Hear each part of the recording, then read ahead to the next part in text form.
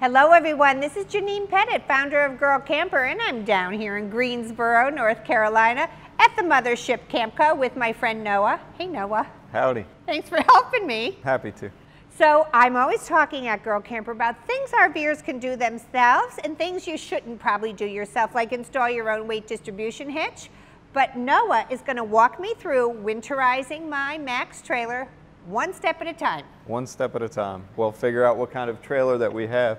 What I found is that all the RVs, the trailers that we've winterized have been different. So there's different steps, but primarily what we want to do is we want to remove all of the fresh water out of there and then replace it with antifreeze so that your pipes won't burst in cold temperatures. When the temperatures drop. Yep. So there's PEX tubing all throughout the RV and the travel trailer, and we want to make sure that that's not going to burst. That'll give you a lot of problems in the springtime. We don't want that to happen. Yeah. And we've got some other products that we'll go over afterwards, but okay, so there's it's not hard, but you might need someone to walk you through it the first time. So we're going to get started. And the very first thing we're going to do is go to the source of where we put water in. Correct. Okay, we're moving around to the outside of the camper. Well, we found where the fresh water is going into your RV, and we also found the water heater. So those are good things. Those are the most important in getting the antifreeze and controlling how much antifreeze that we use to winterize your RV. So I'm going to take a look at the water heater first. And what we're going to want to do is we're going to want to make sure that we can, if we can, bypass the water heater. And what that'll do is that'll prevent us from filling the whole water heater up with 5 gallons. Is that how much? Oh, we'd have to fill the entire thing. With 5 gallons of antifreeze before it starts pumping out. So because the water heater is here, we're going to go look on the inside and see if you have a bypass kit installed already. And what that'll do is it'll just bypass the water heater, then we'll be able to drain the water heater, and then we can pump antifreeze into the city water fill by using a couple of Camco's products. So if you don't have a bypass kit installed on your water heater, Camco sells various water heater bypass kits that you can install yourself. All right, so if we do the bypass though, Noah, we have to still make sure that the hot water heater has been drained of all water. Yes, you're going to want to do that. Keep that open, so nothing in there, nothing to freeze and expand and break.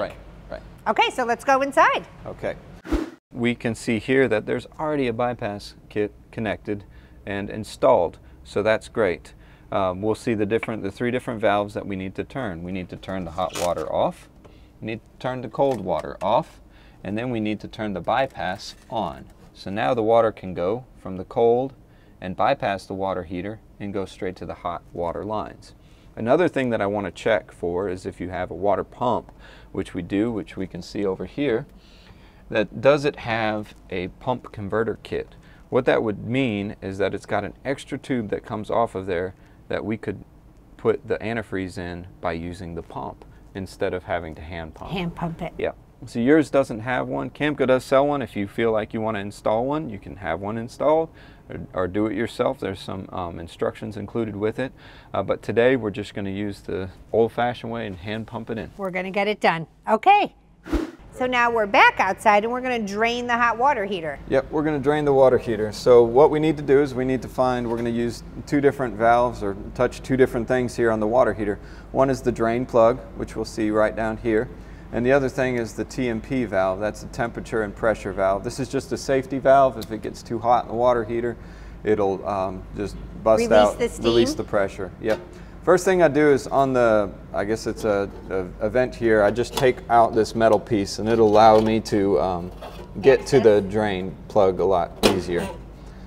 So you want to be careful with that. I've cut myself before on the metal. Could be sharp edges. Yep. This drain plug is really hard to get to. We've designed a wrench to help you out with this process. You'll see that it's bent so that you can get back to that plug fairly easily. So this is one of those like ingenious things that saves you all kinds of stress and aggravation, but you got to know it's out there.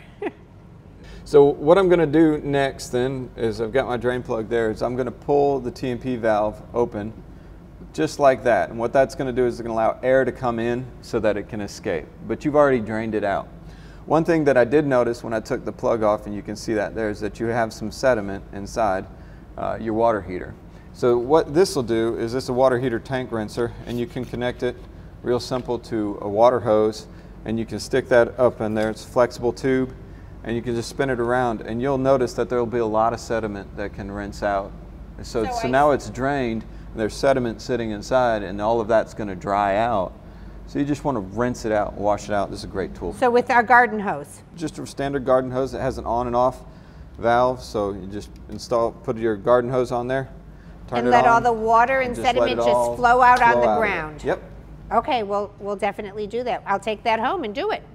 Another product that we do sell is a drain plug that has air vents in there. So if you are concerned, if you have mud daubers or wasps and concerned with insects getting up in there, you can install one of these just for storage.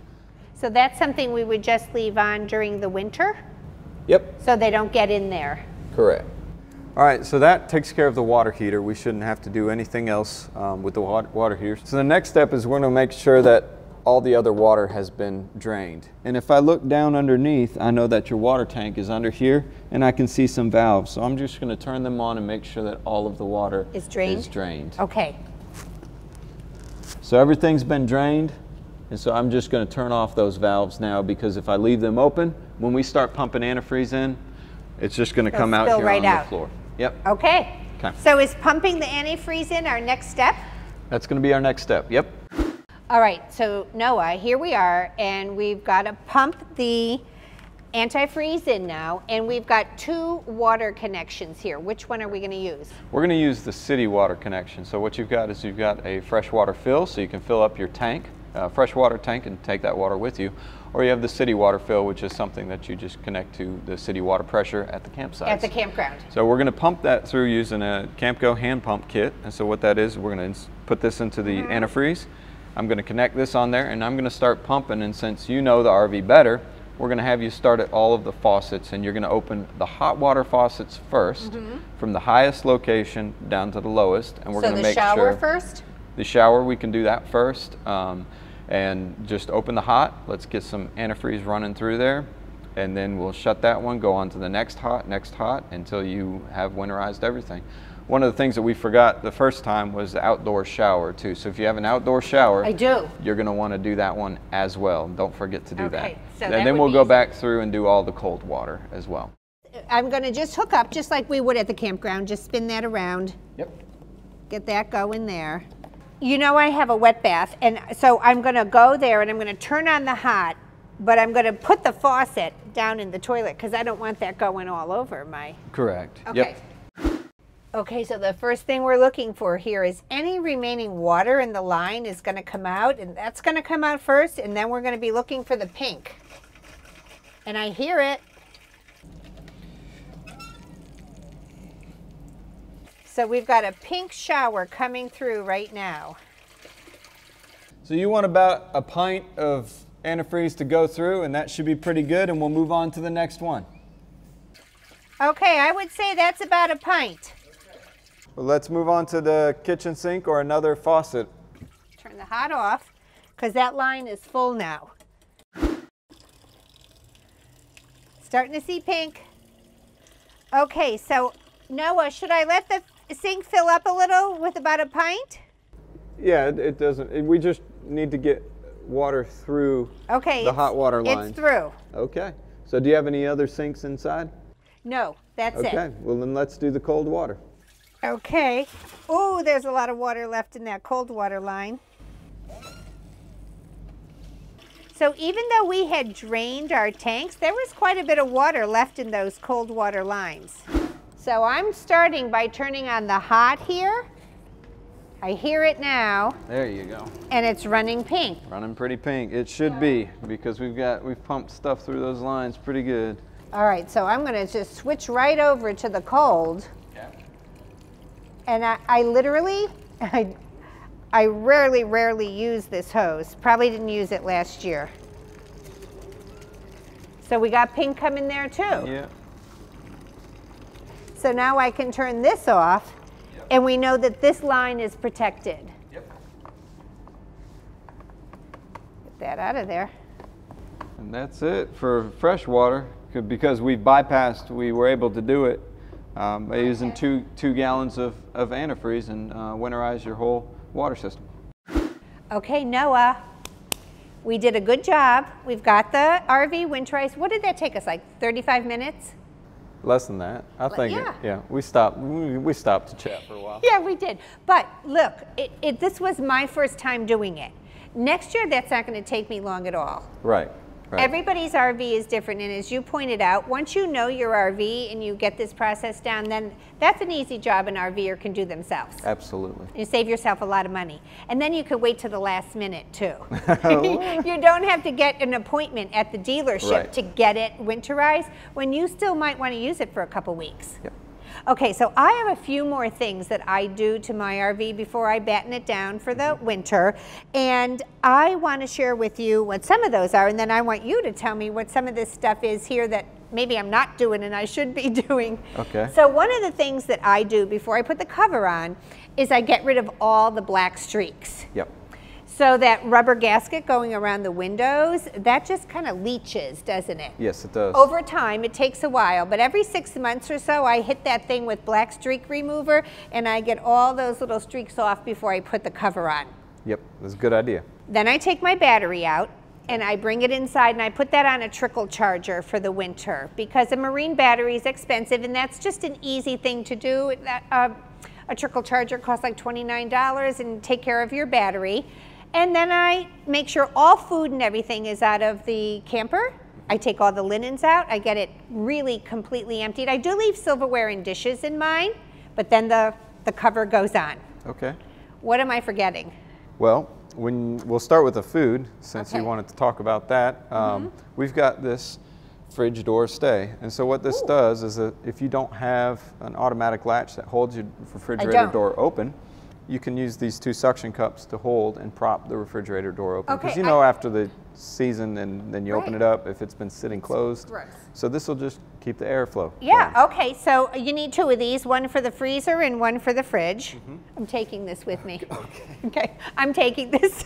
Another thing to do is to put a desiccant or a dehumidifier inside the RV. And you can put these in cabinets, you can put them in the unit, and you can also put them in your storage bins too. And that'll just suck all the moisture out. And it's going to happen. So how do I activate this? I'm just going to take the top off and peel this off. Yep, and then put that back on. Put that back on and sit this on the floor in there or on the countertop? Yep, that's fine. So my RV is kind of small, but if you had like a 30-footer, you'd want a couple of these. Yeah, you want a couple of them, and we do sell them in different sizes. We also have a refillable one that has a lavender scent to it as well. Okay, so this is something I've never done before, but I'm going to do that this year now. Keep the moisture down. Some of the other things on the exterior of the RV, if you have a slide out, which you don't, you can use a rubber seal conditioner just around those plastic parts. Yep. And I had a slide out on my old camper, and that was something that I did at one time. So you would hit this, it's a foaming action, and the seals all around there. You want to keep those nice and moisturized. Yes. This is moisturizer for your slide out. Moisturizer. And then we also have the Lube and Protectant, so that's for the gears and everything underneath the mechanical parts. So is this more for a motorhome than it would be for? Anything with the slide out. So that's where the gears underneath the slide out that are moving, and then that's for the seal. Yep. Okay, got those. Also on the exterior, 1 year, you know, all the leaves, they fall down and they can roll up into your awning. You want to make sure that you extend it and you wash it. Make sure you get all the mildew and the awning off, as well as those black streaks. So I've made that mistake. We were camping and it was raining cats and dogs, and we rolled up the awning. We didn't have something long enough to get it was much higher. What a great segue, right? Yep. So we didn't unroll it when we came home. And in the spring, we had a lovely leaf pattern, and it was a big job to get it off. Yep. Yeah, they don't come off.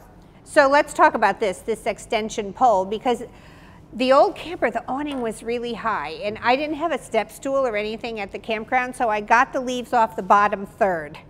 And then the rest of them I couldn't. So let's talk about this thing, which I think is so cool. Well, we have a bunch of these different sizes, and some extend and some are just standard length. But it's got a push button on there, and it extends out. It's teardrop shaped, which is really nice to hold. It's got handles, but it also keeps the pins aligned. So you don't have to worry about twisting it and where does it snap in the next one. Where is it now? Right. We sell a variety. I think we have 4 different brushes, different thicknesses. This is very soft. So would this be for the awning? Yeah, you could use this one. So this would be for the awning, but why couldn't you do the outside of the RV with this? Yeah, this would be fine. So Because this is not extra soft. super abrasive at all. Right. Okay, so would we spray it and then do this? Yeah, you can use the mildew.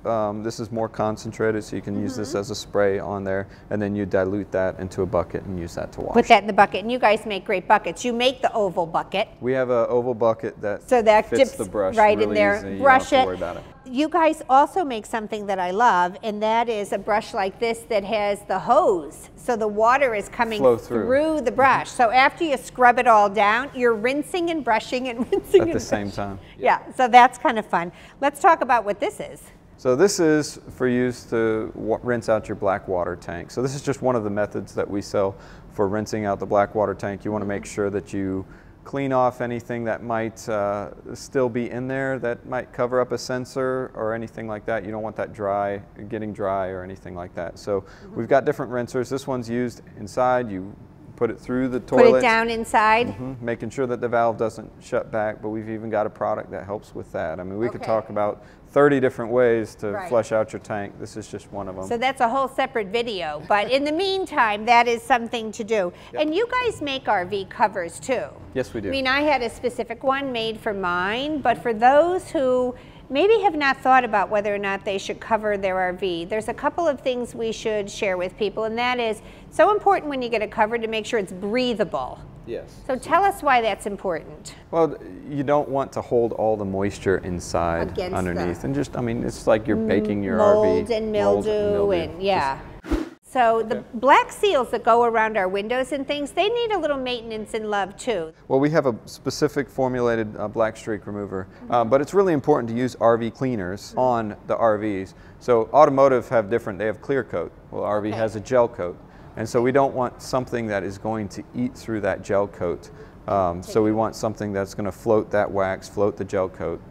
Because the sides are flexible on the RVs. It's different than on a car where you can use something that has a different formulation. Noah, thank you for winterizing with me. Now you can do it next year. I'm on my own next year, but this was so much fun down here at headquarters getting it from the top brass here. So thanks, Noah. All right. Thank you. This was fun. This is Girl Camper down at Camco headquarters with Noah, talking about maintaining your RV. See you later.